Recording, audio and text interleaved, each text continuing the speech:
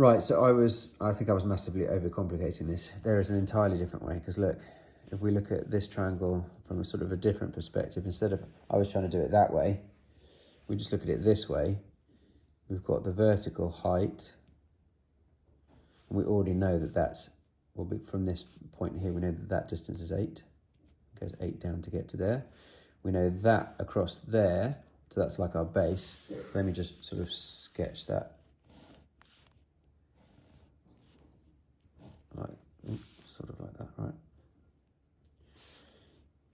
So the vertical height is 8, and the base is 50 over 3. You remember why it's 50 over 3? Yeah, it's that one. Right, so now we do our half base times height. So that's half 50 over 3 times 8. So that's like 4 times 50 over 3, which is 200 over 3. Woo! Right, so if this is 200 over 3, this is 150 plus 250 over 3. We're now going to add the trapezium plus the triangle. So 150 plus 250 over 3 plus, there you are, 200 over 3. Add those together. So what do you get?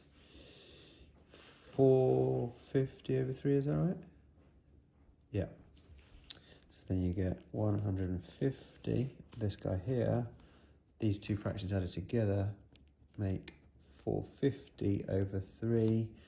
450 over 3, divide that by 3, so you get 150 again, and that's also 150. Add together 300 square centimetres. I'll do a quick recap video as well. Right, split this overall shape into 2 parts, trapezium, triangle. We needed to know this point here so we could do that length, and we also needed this length here. To get both of those, we just wanted that equation. To get that equation, we needed the gradient and the y-intercept. To get the gradient, we took that gradient there first of all, which is pretty easy because you've got yourself a right angle triangle there, so you could do rise over run. Once you've got that gradient, you take the reciprocal, negative reciprocal to give you the gradient here. Using that, we then substituted the values to give ourselves the y-intercept here. That gives us the full equation. Then using that equation, we could put 10 into it, out came 30. That gave us the distance 30.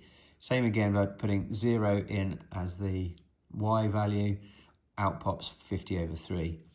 Now we've got all the information we need to do the trapezium. We've also got the information we need to do the triangle, although I looked at it in a really annoying way to start with, made life too difficult, so actually that was a better way, this method, or this triangle. Add the two together and Bob's your uncle, 300, remember the units.